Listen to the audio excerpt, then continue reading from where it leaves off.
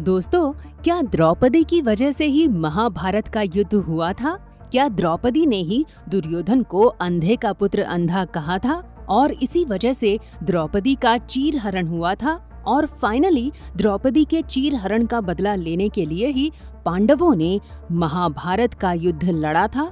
दोस्तों, ये सारे सवाल आज भी कई लोगों के मन में चलते हैं और अक्सर लोग ये कहते हैं कि रामायण और महाभारत दोनों ही युद्धों की वजह औरतों का अपमान था। रावण ने अगर माँ सीता का हरण नहीं किया होता तो श्री राम और रावण का युद्ध नहीं होता। दूसरी तरफ ये भी कहा जाता है कि अगर द्रौपदी ने दुर्योधन को अंधे का पुत्र अंधा नहीं कहा होता तो दुर्योधन कभी भी युधिष्ठिर को जुए के खेल में नहीं बुलाता और द्रौपदी का चीरहरण भी नहीं होता, जिसकी वजह से महाभारत का इतना बड़ा युद्ध हो गया और अरबों लोग मारे गए।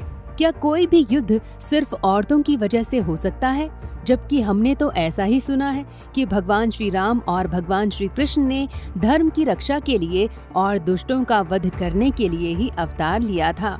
तो हम सबसे पहले आपको रामायण से ये बता देते हैं कि अगर माँ सीता का हरण नहीं होता तो भी रावण का वध होना निश्चित ही था, क्योंकि त्रिलोक विजयी रावण के अत्याचारों से त्रस्त होकर देवताओं ने ही विष्णु जी से प्रार्थना की थी कि वे रावण के वध के लिए पृथ्वी लोक में अवतार लें। तो इसका अर्थ ये है कि अगर माँ सीता का हरण नहीं भी होता तो भी विष्णु स्वरूप श्री राम कहीं न कहीं किसी न किसी और वजह से रावण का वध करते ही, क्योंकि उनके अवतार का सबसे प्रमुख उद्देश्य ही अधर्मी रावण का वध करके धर्म की स्थापना करना था। माँ सीता का हरण तो बस एक तात्कालिक वजह ही थी, वरना श्री राम ने तो रावण के सहयोगियों ताड़का, सुबाहु, खर और दूषण का वध सीता माता के हरण से पहले ही कर दिया था और वो धीरे धीरे लंका की तरफ, दक्षिण भारत की तरफ बढ़ ही रहे थे। हाँ, माँ सीता का हरण जरूर एक तात्कालिक वजह थी, लेकिन क्या ऐसा संभव था कि रावण का वध किए बिना श्री राम वापस वैकुंठ चले जाते? अगर चले जाते तो उनके अवतार का उद्देश्य ही समाप्त हो जाता। चलिए अब बात करते हैं द्रौपदी की। ऐसा कहा जाता है कि द्रौपदी ने दुर्योधन का अपमान किया था और उसे अंधे का पुत्र अंधा कह दिया था। इसी का बदला दुर्योधन ने द्रौपदी का चीरहरण करके लिया था। तो अगर आप महाभारत के आदि पर्व की कथा को ठीक से पढ़ते हैं तो इसमें इस प्रसंग की कथा कुछ इस प्रकार दी गई है। जब युधिष्ठिर ने राजसूय यज्ञ का आयोजन किया था तो उसमें पूरे देश से कई राजा महाराजा आए थे।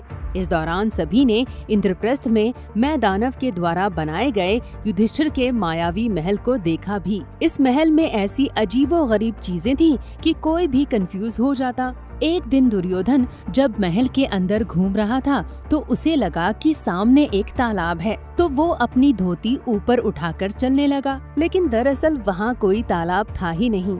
जब दुर्योधन थोड़ा और आगे बढ़ा तो उसे लगा कि आगे समतल जमीन है, जबकि वहाँ पर तालाब था। दुर्योधन उस तालाब में गिर गया तो उसे देखकर भीम और उसके साथ ही हंसने लगे। दुर्योधन इनके हंसने को देखकर अपमानित महसूस करने लगा, लेकिन वहाँ द्रौपदी थी ही नहीं।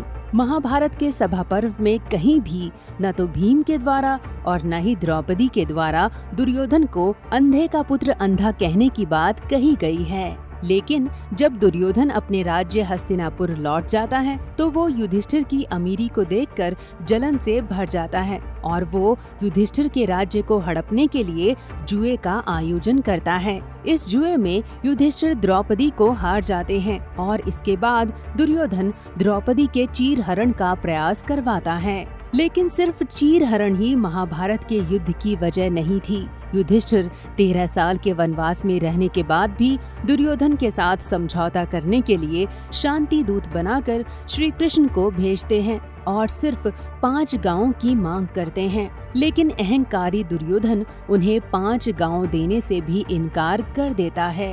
दरअसल बचपन से ही दुर्योधन को ये लगता था कि सारा राज्य उसका है और युधिष्ठिर को उसका हक नहीं मिलना चाहिए, इसलिए वो पांडवों को मारने का प्रयास लगातार करता ही रहता था। लाक्षागृह में भी उसने पांडवों को मारने की कोशिश की थी। भीम को भी उसने जहर देकर मारने की कोशिश की थी। जब पांडव वनवास में थे तब भी उसने कई षड्यंत्र रचे थे, लेकिन भगवान श्री कृष्ण की कृपा से पांडव बार बार बच जाते थे। तो द्रौपदी का चीरहरण वो वजह नहीं थी जिसकी वजह से महाभारत का युद्ध हुआ, बल्कि ये युद्ध धृतराष्ट्र के पुत्र मोह, दुर्योधन के अहंकार, कर्ण की महत्वाकांक्षा और भीष्म और द्रोण की निष्क्रियता की वजह से हुआ था। द्रौपदी का चीरहरण तो बस एक बुरी घटना थी और द्रौपदी ने कभी भी दुर्योधन का अपमान किसी भी स्थिति में नहीं किया था। तो दोस्तों, अगर आपको हमारा ये वीडियो पसंद आया हो तो आपसे निवेदन है कि आप इसे लाइक जरूर करें।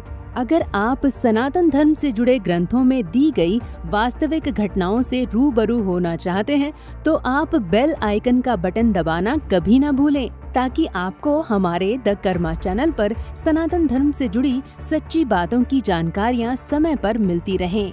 धन्यवाद।